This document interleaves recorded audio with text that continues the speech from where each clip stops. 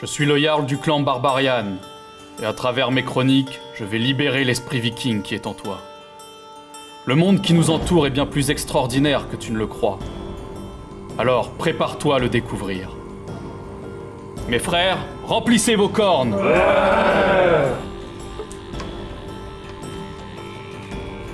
Et maintenant, plongez-vous avec moi dans ce monde fascinant qu'est le nôtre.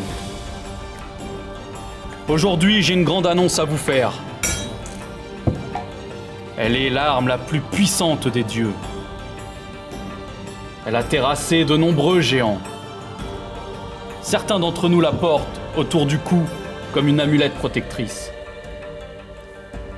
Sachez, mes frères, que les dieux nous ont choisis. Toi, oui toi derrière ton écran, n'aie pas peur, rejoins-nous, prends place et écoute. Je vais te raconter l'histoire de la création du marteau de Thor, Mjolnir.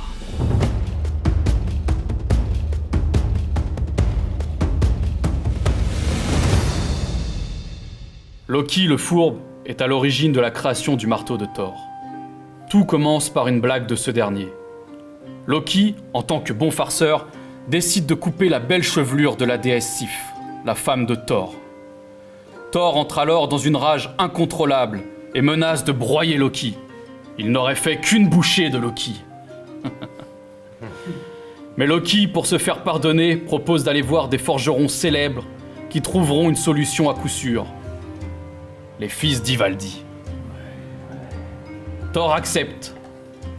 Loki demande donc aux nains de forger une nouvelle chevelure pour Sif. Et c'est une réussite. La chevelure est magnifique et faite d'or et pousse comme de vrais cheveux. Les fils d'Ivaldir en profitent pour créer Skidbladnir, le bateau de frère, et Gungnir, la lance d'Odin. Loki, provocateur, rend ensuite visite aux nains Brok et Sindri et leur lance le défi de faire mieux que les fils d'Ivaldi. Sûr de lui, il parie sa tête qu'ils n'y arriveront pas. Les nains décident de forger 3 présents pour faire taire Loki. Pour ce faire, Sindri demande à Brok d'actionner le soufflet sans s'arrêter avant qu'il n'ait retiré l'objet qu'il fabrique.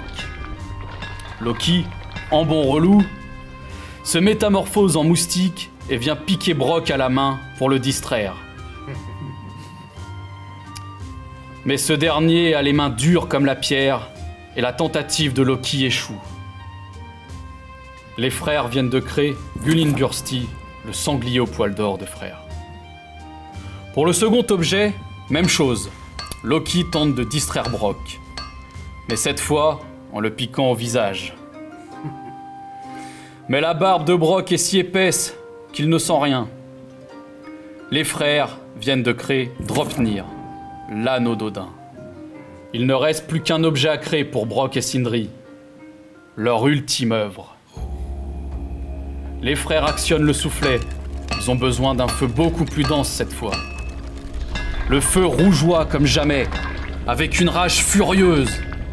Mais Loki, toujours métamorphosé en moustique, vient piquer Brok au niveau de l'œil. La main de Brok lâche le soufflet un court instant pour se gratter l'œil. Sindri lui lance un regard froid. Mais tout n'est pas pour autant gâché. Les frères viennent de créer le marteau de Thor, Mjolnir, avec un manche plus court que prévu. L'arme la plus puissante des dieux venait de voir le jour. Une arme de lancer, capable de revenir dans les mains de son propriétaire. Une arme indestructible qui peut frapper n'importe qui et n'importe quoi sans s'abîmer. Sa force de frappe est capable de pulvériser des montagnes. Les nains ont donc gagné leur pari. Loki doit perdre sa tête. Sans jeu de mots.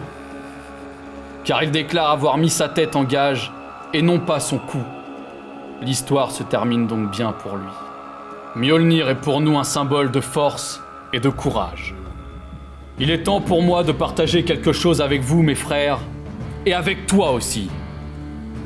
C'est arrivé tout droit d'Asgard. Mjolnir est avec nous. Mjolnir est avec le clan Barbarian. La force de Thor est avec nous. Ahou! Ahou! Ahou!